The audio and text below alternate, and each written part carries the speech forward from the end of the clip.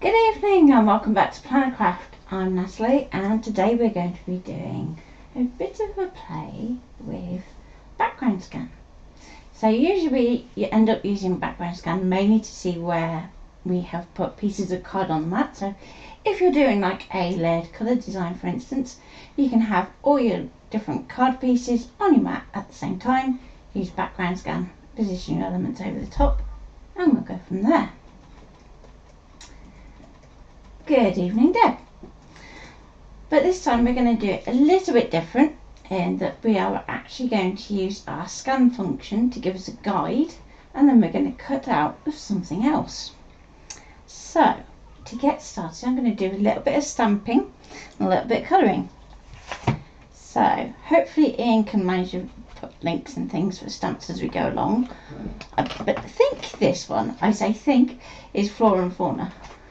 So we're going to be working with this stamp here where we've got text background, and already I can start to see a kind of basic shape that would frame the shape nicely without it necessarily being a square or a rectangle or a circle or something plain and boring. So good evening Carol, good evening Sandra. So as this is a rubber stamp, I'm going to be using my Tim Holtz platform. Flora what? Flora and Fauna. And or own? And. So you want it so that you can see rubber on the top of your platform. What stamp is it? It's that one with the script in the background. Yeah, it is. So if I just hold that there so you can see it, because you couldn't see it on the black. Flip that open. And in we go with our piece of coloured paper. So one of the advantages of working this way around, rather than using the direct scan, is that we don't have to worry about contrast. So particularly if you're working with something that's a bit lower contrast. There's a link to the stamps just gone up as well, if anybody is interested. Okay, so I'm going to take my stamp and I'm going to place it down onto my card. Close the lid, give it a little press, open back up, and then we can do some inking. So this evening I'm going to be doing this in black, but this could be in a nice purple ink, but black's going to show up a bit clearer for you at home.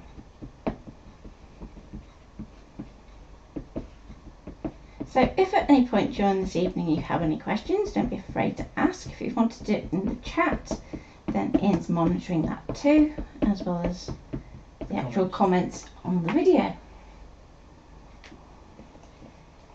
So I'm using Memento Ink, so this will give us a nice dark impression. And you want to give it a good firm press.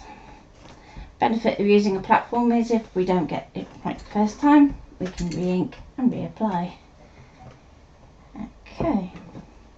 So there's a little bit just there, but I can see that there's still that on the stamp. So let's just get a brayer in there. Has its moments, there we go. Which ink are you using there? So it's Memento Tuxedo Black. And Carol says she's too scared to ask questions. No, you're not. Okay. So with that done, we want to clean our stamp. And to do that, I'm just going to grab a piece of kitchen tow. What have you lost? What is the contraption you're putting the paper and stamp in? It's called? It's a stamp platform. I think yours is the tonic one, isn't it? It's the Tim Holtz one. Yeah, it's the Tim Holtz one. Depending on which country you are in, you may not be able to get it. So other alternatives are the Misty. Particularly if you're in the US, or you can get something like the Real Memory Keepers one. Would work just as well. I like this one because it's nice and easy to switch between. Heidi's in the US. Yeah, probably Misty. Yeah. Misty's probably the closest. So they look a little different, don't they? They look more like. Have you got the other one? I have the other one. There we go. So the Misty looks a little bit more like that one. So if you've seen something like that on video.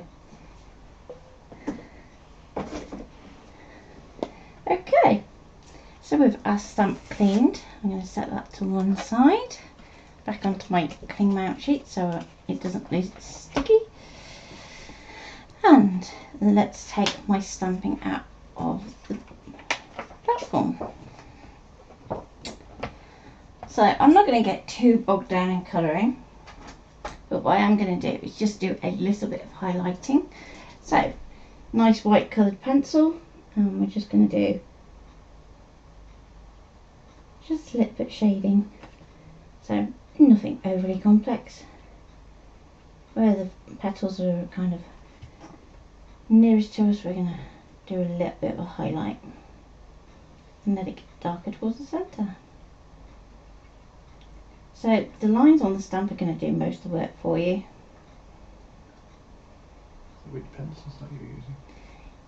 This one is a UK CPS pencil, but closest is probably a Derwent Colour Soft.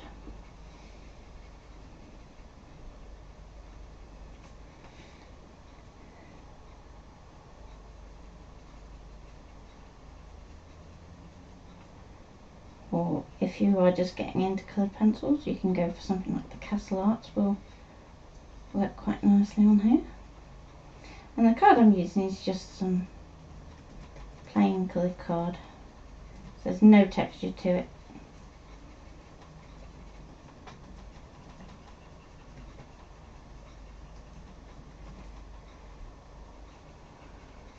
So we're going to go just around those like so, and that's going to make our flowers start to pop a little bit.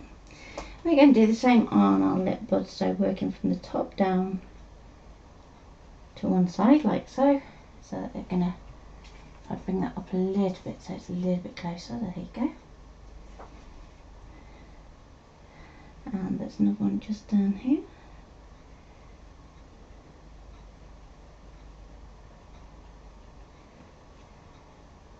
Okay. Now when we come to our leaves. Oh, that's good, Carl. What's that? The lady she did the pastel drawing for the boy, they really like it. Oh. Okay, so this next section I'm going to do is the leaves, and again I'm not going to colour everything, I'm just going to put a hint of a colour in. So the pencil I'm using this time is a Pro Colour, and these are just what I happen to have on my desk. It's the Tonic Timpolz platform, isn't it, that you have? Yes. It's available on Amazon in the US. So. Yep. Yours is the 8 inches, isn't it? Yes. And it tends to be my go-to. I just find it's just that little bit more accurate out of all the ones that I have.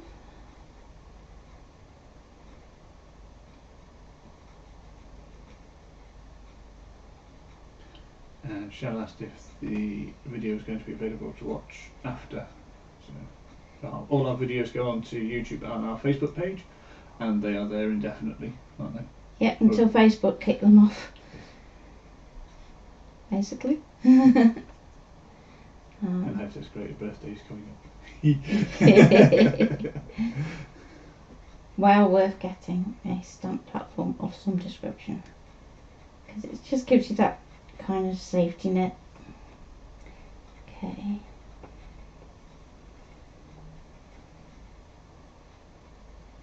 So, when you're doing this, you're going to be able to take much more time than what I'm doing.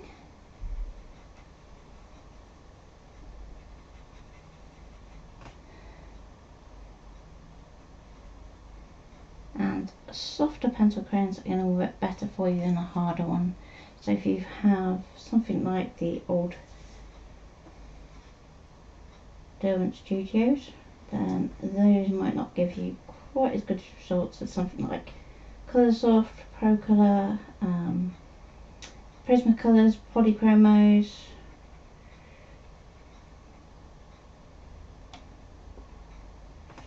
Okay.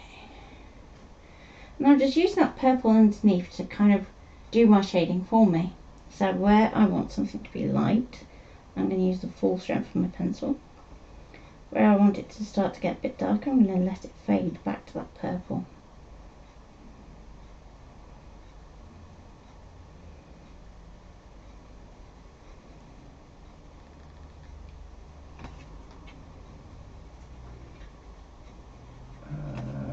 Sandra, just what's the best way to sharpen your colouring pencils,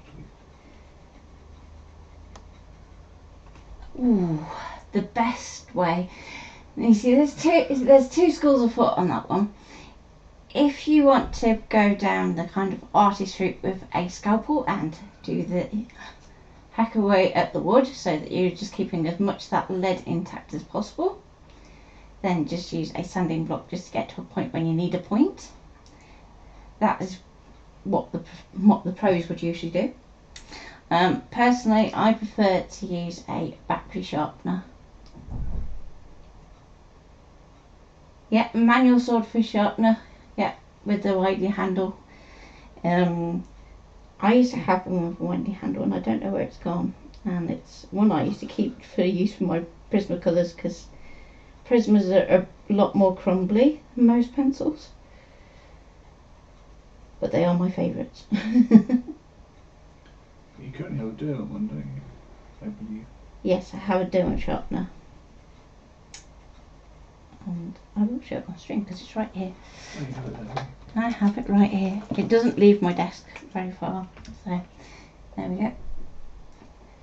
You can see it's regular pencils. I tend to sharpen them before I put them away, if I'm being very well behaved.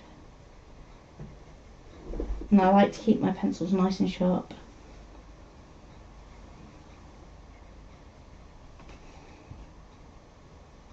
Gareth uses it mainly for pastels, but you will also sharpen coloured pencils also. Yeah. I did try and do some pastels in this one, but it didn't like it very much, to say the least. So that was a replace the sharpener, because what's really good about this one is it actually has two sharpeners in it, and when they're done, you can take just the little sharpener bit out and replace it.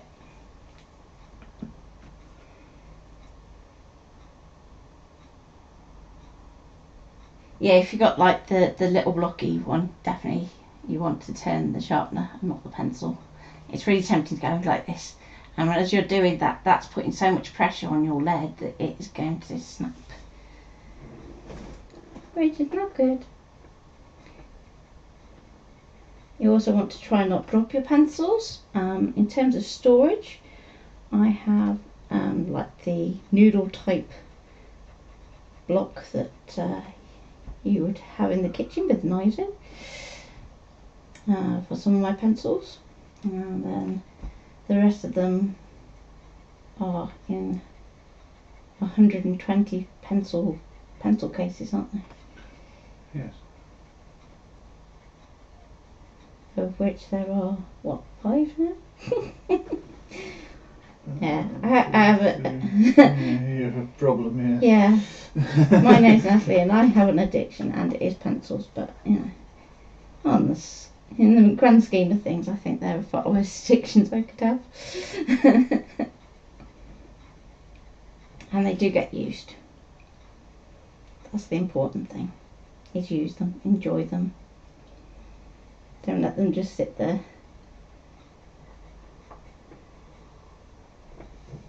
Okay. I was saying the pastel pencils don't work in the battery sharpener. She has the battery one, but she uses that for pencils. Yeah.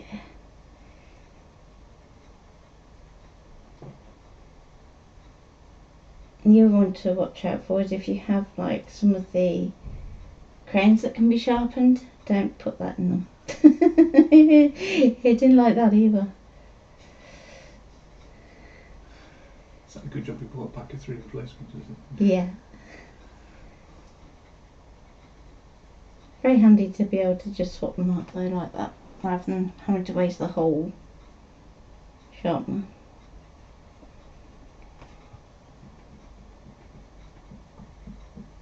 And given that it's, what, best part of 5 years old, that sharpener now?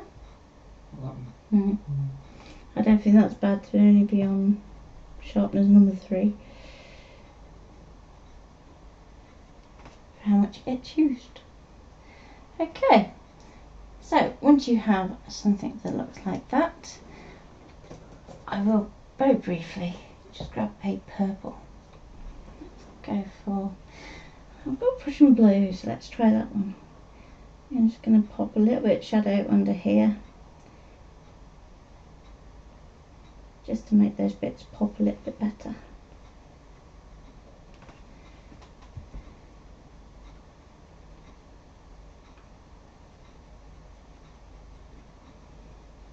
So I'm just going underneath the petals, down the sides, and a little bit just as it tucks into the little leaves just there. And we can do the same just at the base of this one, and base of this bud here, and a little bit down here. And there we go. Nice and simple. And let's hold that up a bit closer for you so you can see we've got nice vivid colouring. It is one of the joys of colouring on coloured cards, is that you are going to get that pop of colour, whereas sometimes colours can look a little soft if you go onto white. With that done, we can then move to our machine. So I'm going to get my mat. So in this case I'm going to use a 12x12. Yep, artistic mat. Get our artistics.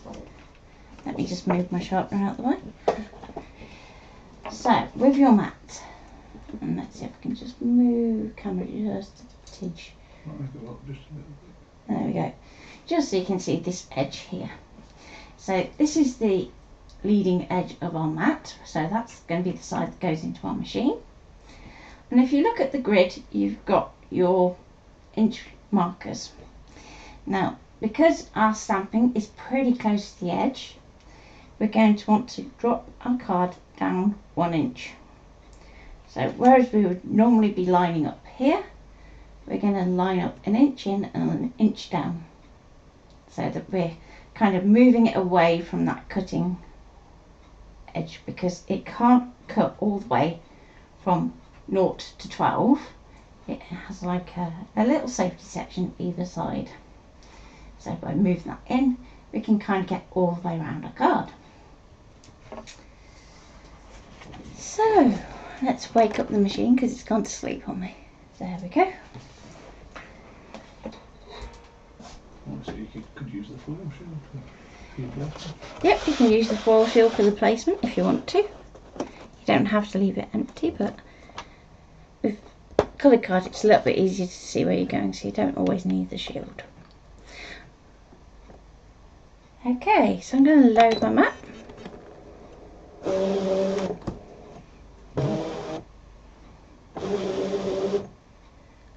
Oh, the chat's gone a bit weird. Do you want to turn the chat off? Hang on, let me.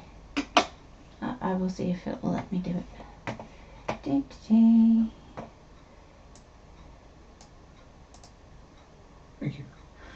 That's okay. Why is it gone? I have no idea why it's done that. That is just weird. Okay. So, when we want to do a background scan, we have to put something on the mat. So it doesn't matter whether it is the final shape you're going to use, or if it's going to be something you are going to resize, or if you're going to replace it with something else once you've got that scan in. So if we go to pattern, I'm going to go to basic shapes, and then let's go down, and for this one I am going to use BA8025, and straight off you're going to see that it is in the wrong format for what we need, but that's okay, don't worry at this moment. We're going to add that to our mat. It's going to appear in that top left position, and we're going to do a background scan straight away.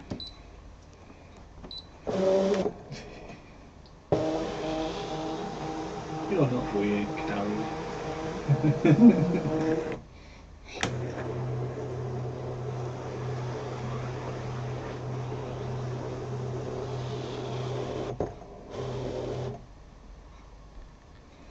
Okay, so there's our scan. Let me just see if I can get that a little bit clearer on camera for you. It's just struggling a little bit today, isn't it? I think it's the light, isn't it? Yeah. Hang on, let's see if... Hang on, hold that thought. Okay, I'm holding. No. Good idea, but no, it's just struggling. There we go. Oh. There we go. So you can just about see the flowers on there. So on the screen you've got a little spanner, and if you press that we can control how light or dark that scan is. So if you're working on darker card like I am, you can actually lighten it up. So we can go OK. That's going to make your scan a lot lighter.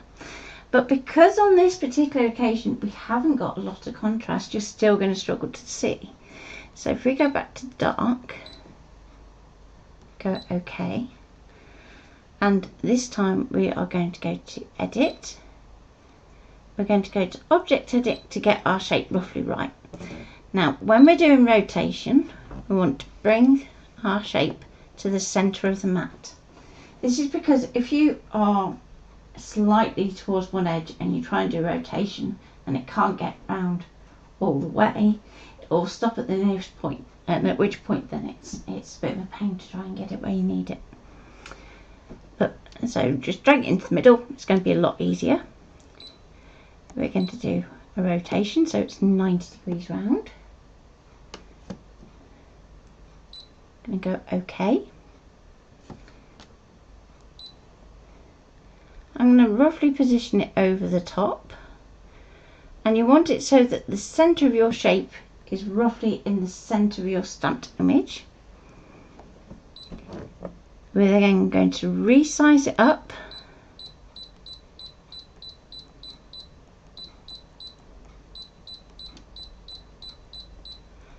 firstly by taking it in one direction where you can see that it's going to kind of fill it.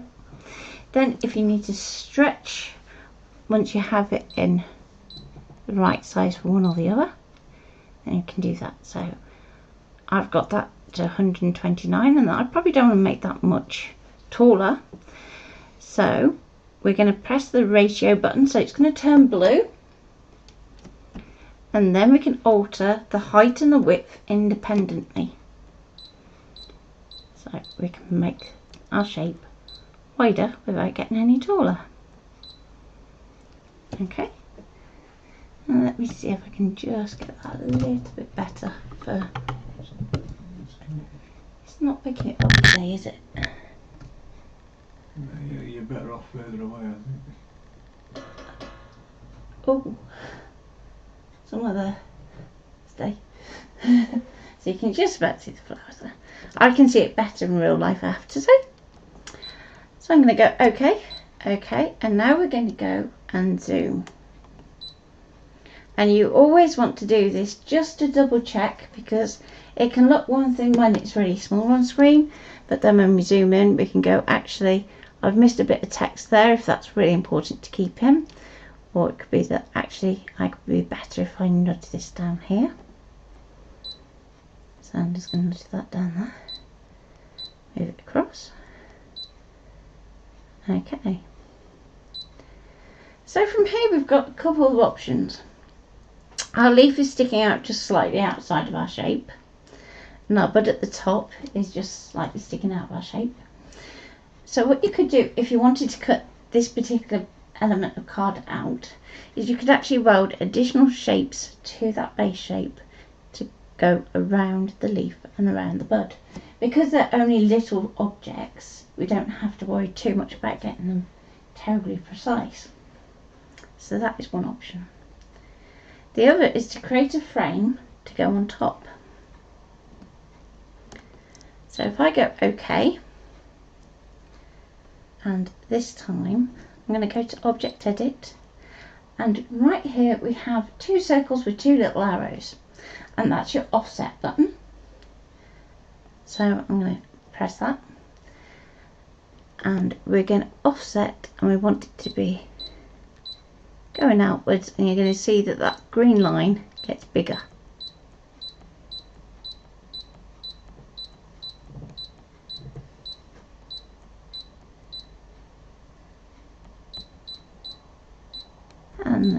So let's go a little bit bigger. So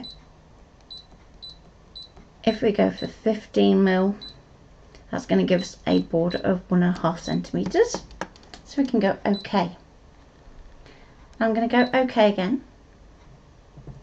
Now I'm going to go to the spanner and I can turn that scan off. So now I can see my frame that I've created without all the clutter of the stamping. And we can take our stamped image away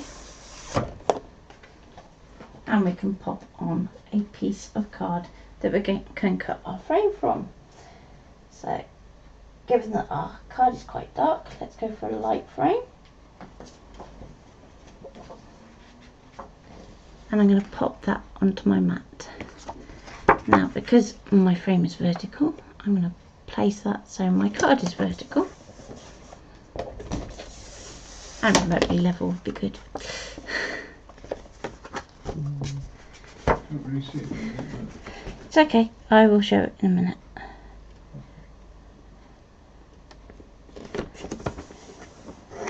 Okay, so if I turn that round there, so you can see there's our piece of card. So I've gone back up into our top left corner and we have our card vertically.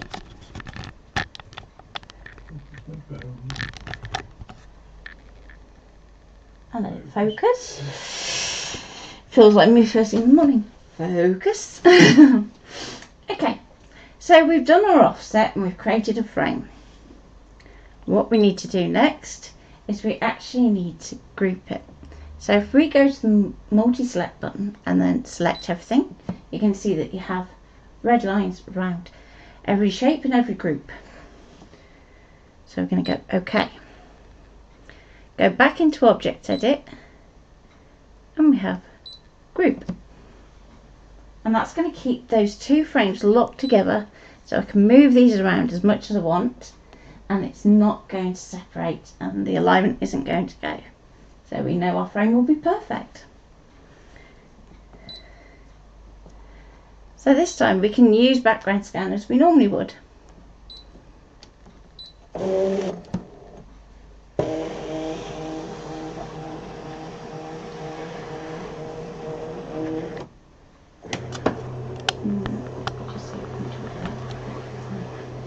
It's a bit donkey. So now we can see our purple card comes just here and we can move our frame so that it is in kind of the middle.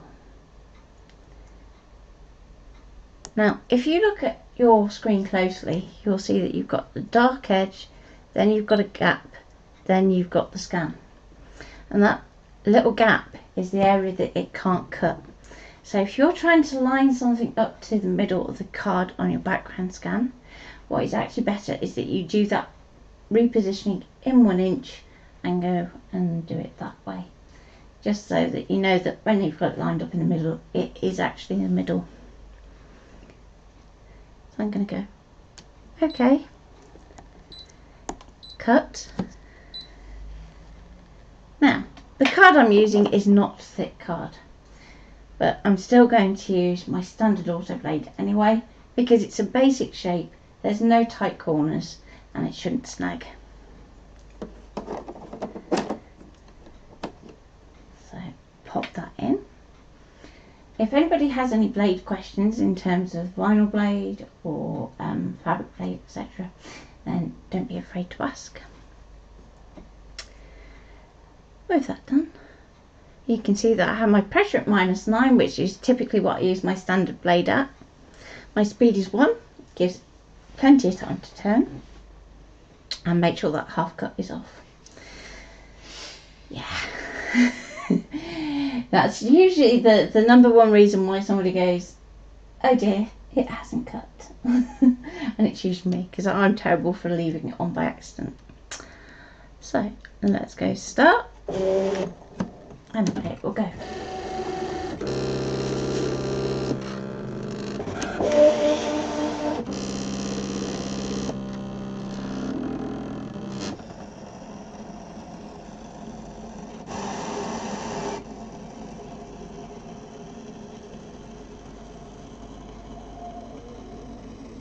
anybody started on the challenge yet that we put on?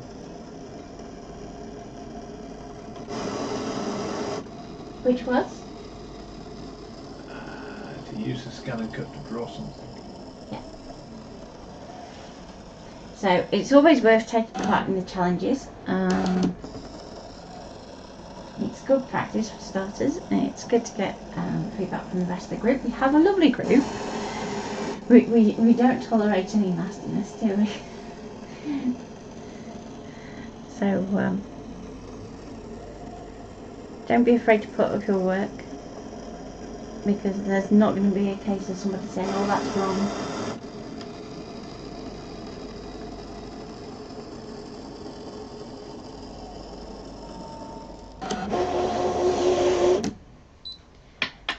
Okay, let's just see if that cuts.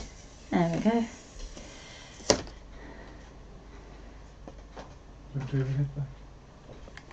Yes, please.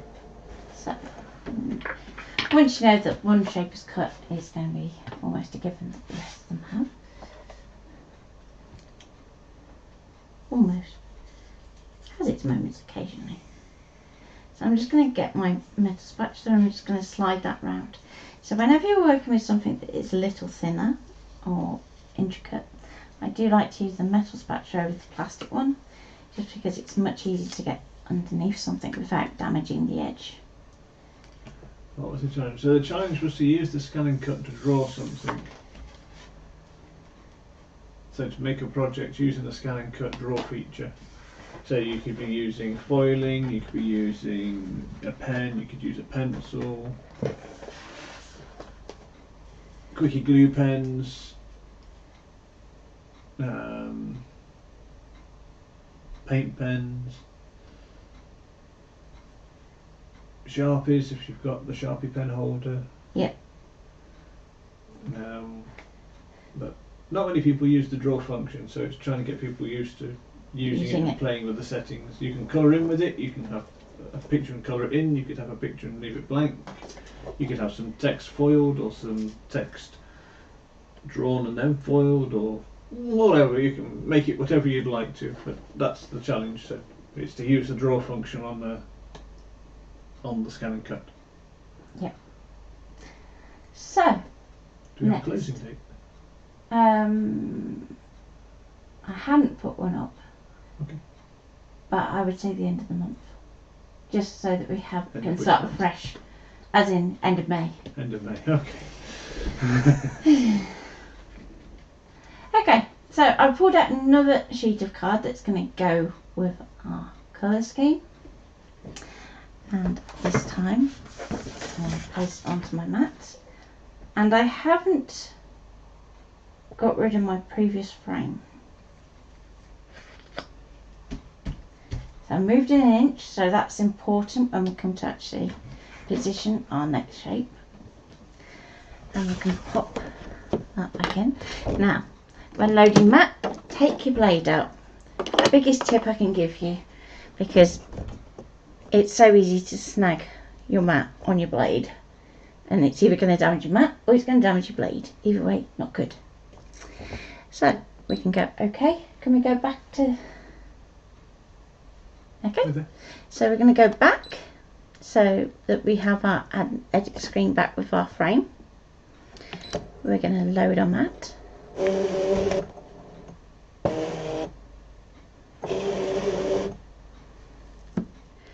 And we're going to go to edit, object edit, and we're going to ungroup. And just click to one side of your shape. We can then use our offset to create our inner frame. So for the outer shape, so the bigger shape, we're going to go to offset, and we want to go inside that shape. So if we take down our offset to a negative figure, you're going to see that that line is going to shrink.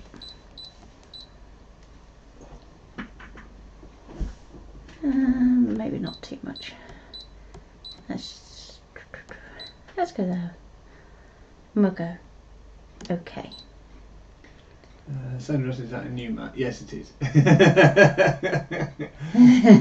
Yeah. So much so I've got a little sharpie U at the bottom, so I know it's the right one. Now when we do an offset inside, it's going to leave that original outer shape selected, so then we can just go and delete it. Okay. We can then use our arrow key, so we're not touching anything and not moving anything accidentally, to select that inner shape. Go to Object Edit, Offset, and this time we want to go outside, which is going to be really weird to think about it, because this is the aperture that we're now going into a positive figure to make it go smaller. Yeah, it's very weird. So let's go and make that the same distance, so 4mm. And we'll go OK. And again, it's still got that original selected, so we can delete. And OK. So now we have this thinner blue frame. And we can still select all, Object Edit, and Group. Now the important thing about grouping is to remember that if you at any point go to save, it's going to lock that grouping in place. So when you come back to do that file at a later point, you're not going to be able to ungroup it on the machine. That isn't to say that you couldn't take it into Canvas and do it from there. So I'm going to go OK and do a background scan, because remember we've moved our card. It's a new picture. Yeah, and we've moved that top edge and down.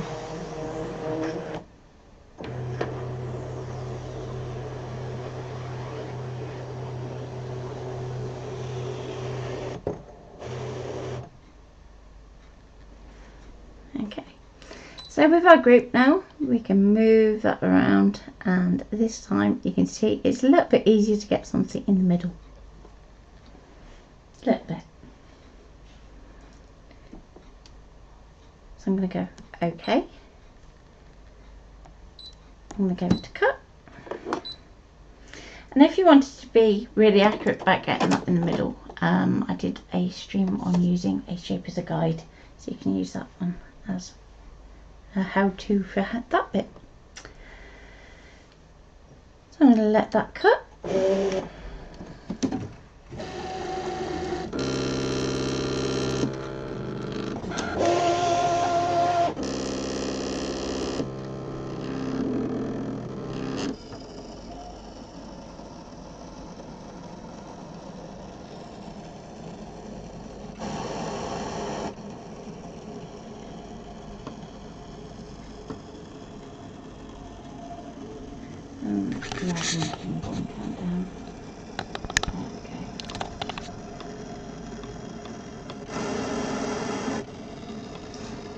So welcome to those of you who are new and haven't seen us before.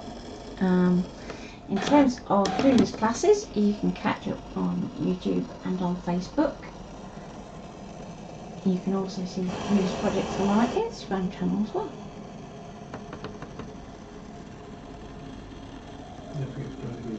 Yes, definitely don't forget to join the group. So cycling in the bottom right corner is a little bit of a flash of how to actually join us. It's a bit weird in terms of how it's done the colour. I might have to redo that again,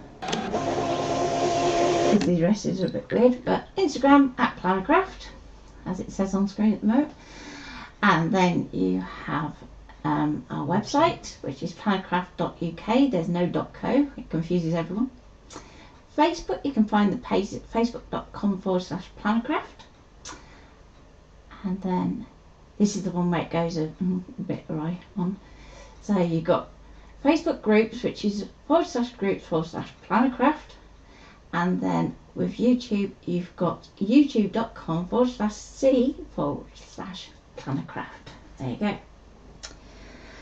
So, now that's cut, now pop it back up here, and ink can pop back overhead.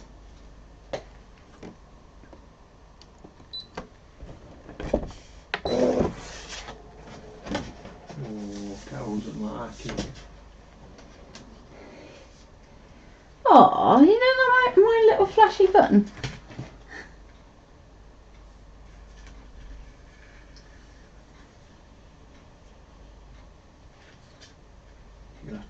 static lines. There's an awful lot of information to fit in a static line there, which is why I ended up having to animate it. Because it's like, otherwise it takes up half the screen. I'm going to come back to it in a minute. So,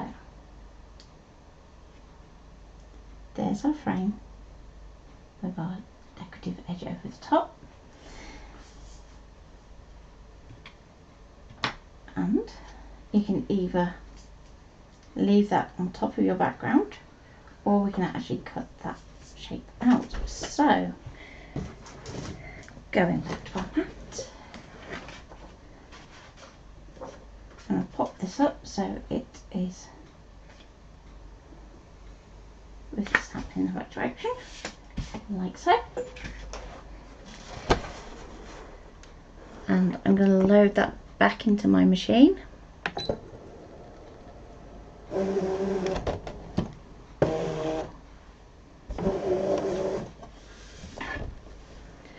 Okay, so if we go back to our edit, object edit, and ungroup, click off, you can now see that we've got that center shape selected because that's the last one that we did. So we can delete that. Okay. I'm going to do a background scan, double check everything, and then we can move that frame and chop it. Now if you look on the blog, I've done one where I don't actually do this step. So where we've used the extra card actually as a design feature. So you can do it both ways. But for this one, I just thought a little bit easier. So you can see here, it's a little bit tight to the top and bottom. So again, we can use offset to help us out a little. So we want to go inside, so we're going to use that negative figure. And you just want it so that there's enough card top and bottom. It's not kind of encroaching too much on that edge. So when we're cutting, we never want to go off the edge of the card because otherwise we risk damaging our mat. And moving your bit of card. And moving the bit of card and snagging the blade and yeah, a myriad of possibilities. So I'm just going to delete that outside one. And I can use my zoom to make sure that I have this where I need it. I'm going to pull that across. I'm going to go OK, OK, OK. Lots of OKs on the DX, which is a bit different to what it is on the CM. So if anybody want me to go through instructions for the CM and in terms of key presses, don't be afraid to ask and I can do that with you too.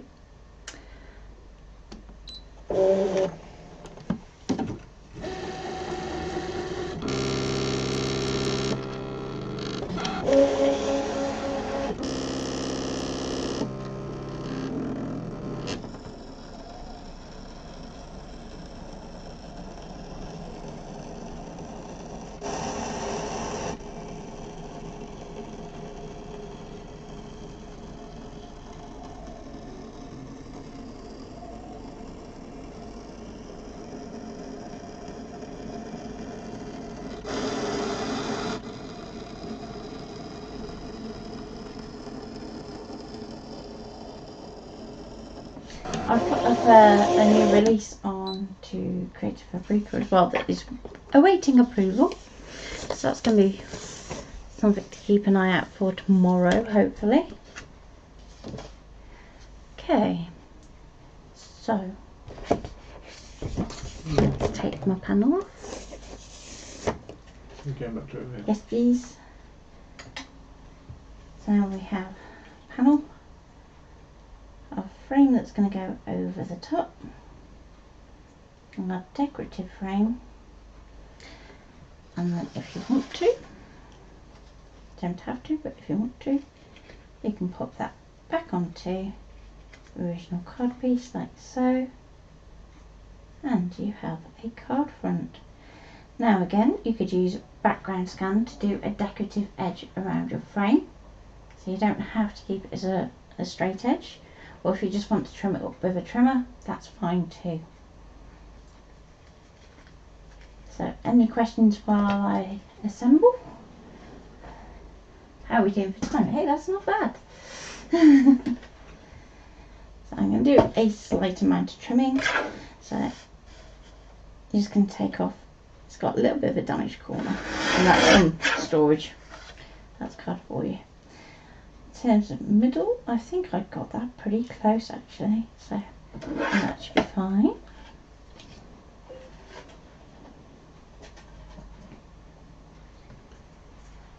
Sandra says gorgeous. Okay, so there's an outer frame. We're going to go and probably stick this one first actually. It's going to be a little bit easier to go for it.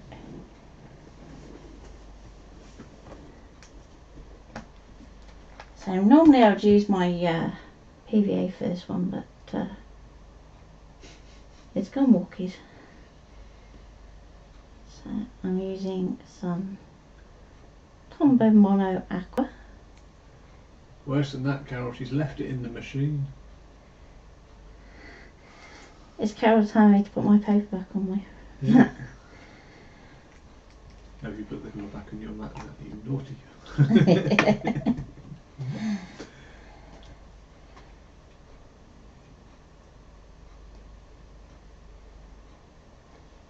Okay, so you want to get this level. If you want to check it from the back, one of the benefits to doing this technique is actually you can turn it around and go, yep, that's in the middle. If you want to, you could use it like that anyway and have your frame recessed in.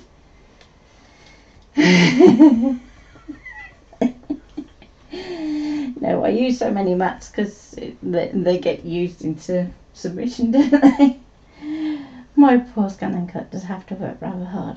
Okay, so next frame. Being thinner, this is going to be easier to apply your glue to this one than it is to try and line it up on your bigger frame.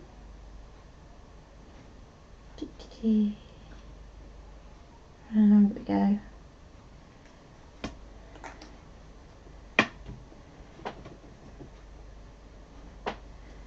But no, don't be afraid to use ScanNCut. It's something that you really want to keep out and use as a tool on your desk. So all three of our machines are literally in a U shape around me so that they can be used at a moment's notice. And I do treat them more like they are trimmers than, you know, something to be a target tool. So it's literally use them to do what you want to do rather than thinking, oh, I'm going to do a ScanNCut craft today. That's not. Yeah. So yes, you can redig your mats. The other uses that you can do is actually I have several mats that I've adapted. So I have one mat that has double-sided adhesive on it for when I want to use things like sticker paper, over media that's on a roll that has a wax backing to it. I have another one that I have adhered foam to for doing embossing, which again is very useful. I have one that has no adhesive at all, which I use for foiling in certain cases.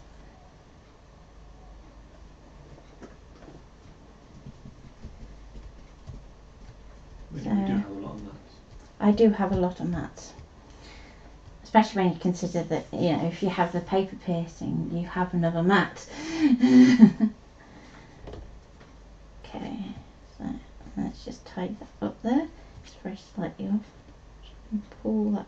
It's very slight that way. There we go. Okay, and I've stuck that upside down, but never mind, because I'm a donut. Turn the card round.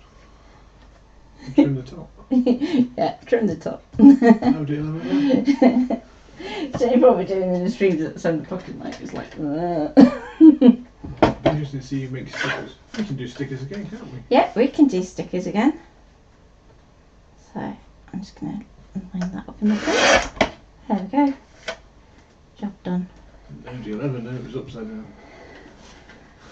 Now, next use for our background scanner, now that I've done that, is I'm actually going to stamp a sentiment. Can you find a sentiment for me, sweetie?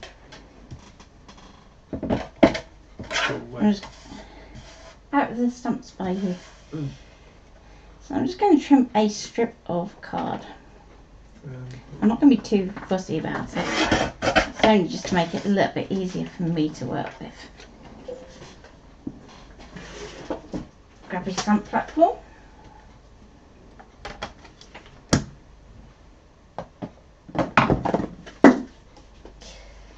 I'm going to pop our card in. Now, because it's only a strip, I'm just going to make sure that I just attach it with 2 magnets rather than trying to squeeze in all 4. No, I might do actually. Okay, yep, I can go with that one. Because It's flowers. Yeah. So this one from Happy Flower Day, I think. So for speed tonight, I'm just going to do it in the black, but you could do it in the purple.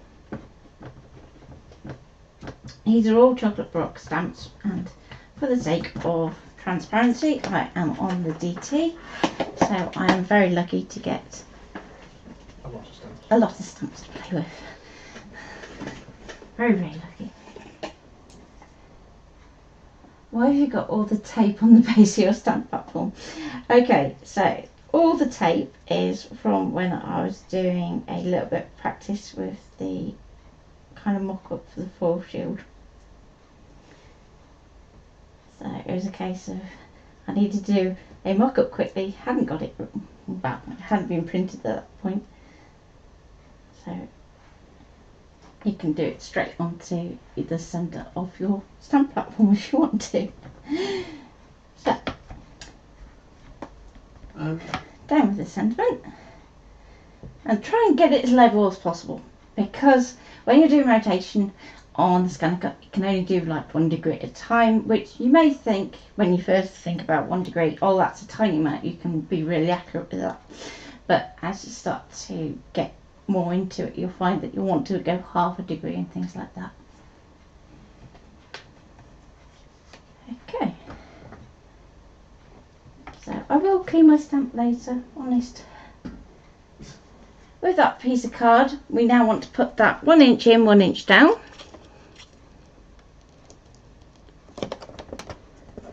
And you want to press it down. Haven't unloaded my mat because my blade is still in, so I'm going to have to take it back out and put it back in. I'm going to go OK, and we can reset at this point. We don't need that frame anymore.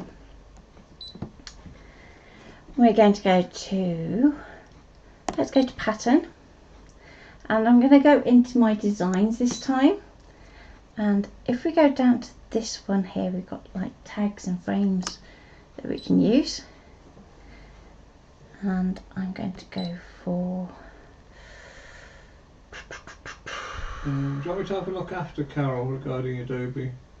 And then do a team view if you'd like. Yes, I was going to go for that one and do something a bit different. Let's see if I can do that one. Okay, so I have this one here and it's got these dots in the middle, but I'm going to see if I can take those out. And at the moment it's way too big, it's in the wrong orientation, but we can still go okay regardless. And add that to our mat. We can now do our background scan. That's fine.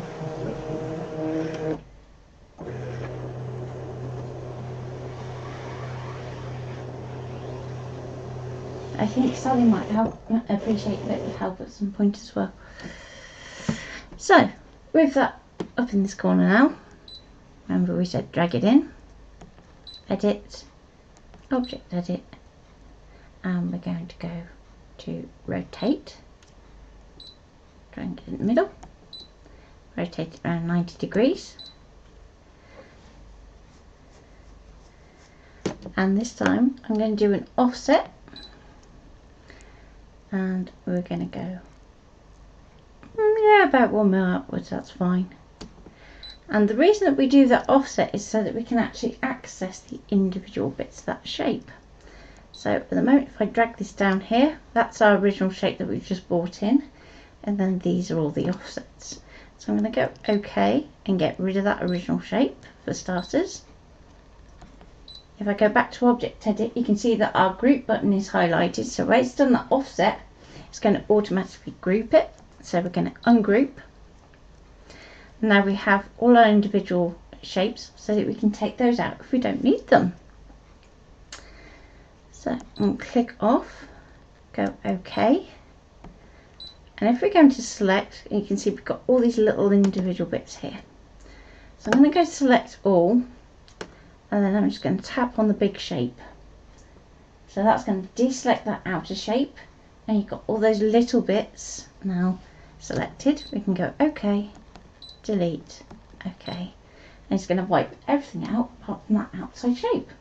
So that is another reason why offset is really useful when we're working with our designs.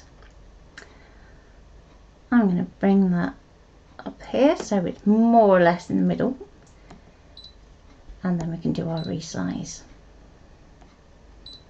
So we can take that right down, ding ding ding ding.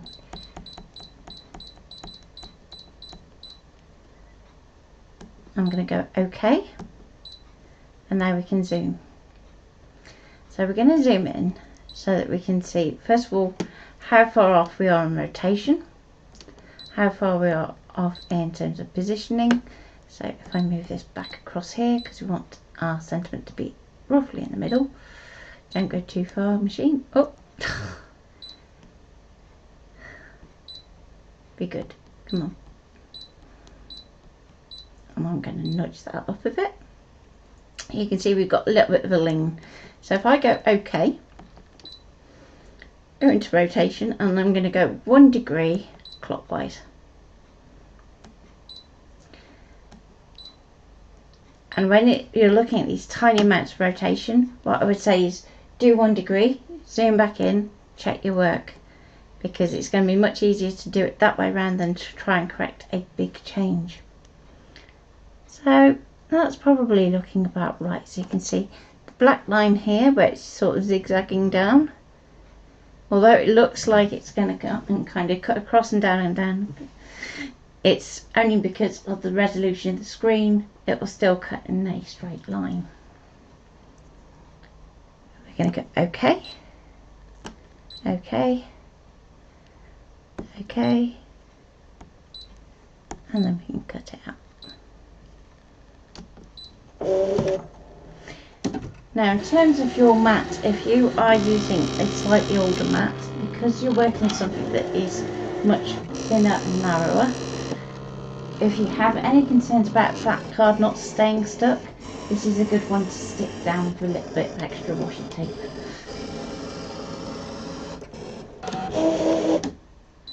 Okay, so do you want to pop back overhead?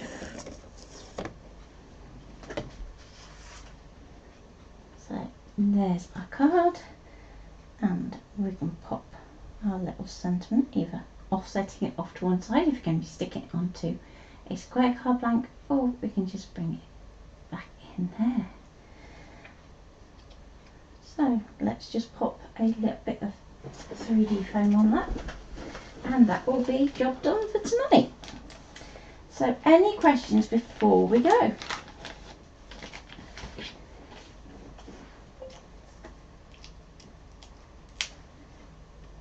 So if you're thinking, oh my goodness, I've only just got my machine out of my box, how on earth am I going to do that? Number one is, if you go back on our YouTube channel, there's a getting started video that literally takes you through the basics. If you are still struggling, we do one-to-one sessions, and I will do another beginner's workshop. Or you can buy the books. So book one is available on Amazon for complete beginners, and I'm writing book 2 at the moment. And then you have Designing with Vectors, which is a series which, so far there's 2 books, which talks about using other design software and creating cut files and things like that. And you've got the project, the little notebooks. And yep, and you've got your little project planners too. So I'm going to pop that on there, like so. Do you know what, that just needs a little gem. Little gem. Let's see if we can grab one to hand. Oh. It's not very hard to crack open this box, is it? So let's go through. Thank you for answering all the questions. We don't mind, do we? No, we don't like mind at all. Because questions gives us a... Yeah, questions are good.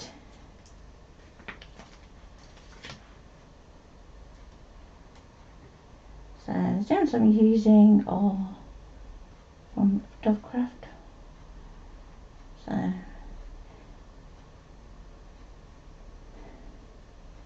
you go.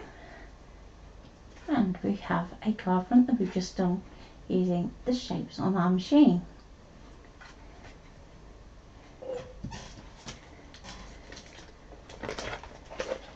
So hopefully that's shown you a bit of a different way that you can use background scan rather than just using it for positioning your shapes onto your card for cutting. You can actually start to use it as a guide too. And if you have any questions that you don't want to ask publicly, you are quite welcome to message me or the page, and we will get back to you as soon as possible. Take care for now, and I am back at Friday at 4 PM for a stream with Pretty Gets Gritty. Is the next stream.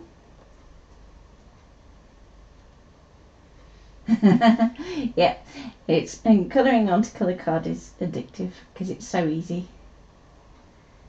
Makes it much quicker. And who knows, if you twist my arm there might be another stream. Maybe. You never know. See what time I finish with it. Yeah, it all depends on you, doesn't it? Yeah. And I know everybody's going to say, you used to do it before without Ian. Yeah, but it's just easier, isn't it? So much easier. Especially when it was having a bit of a heebie-jeebie moment before I went live today. That would not have been good if I'd been on internet. So, take care. Thank you for joining us. Don't forget to like and subscribe if you're on YouTube, or like and follow if you are on Facebook, and do keep an eye on the blog too, because there's lots going on over on there too. There's some product galleries on there if you have stamps that we have in our collection, where I'm starting to kind of collate all the projects that we do for each stamp into a page, so that you can have like a little idea gallery to get you started. Take care for now, and I'll see you soon. Bye!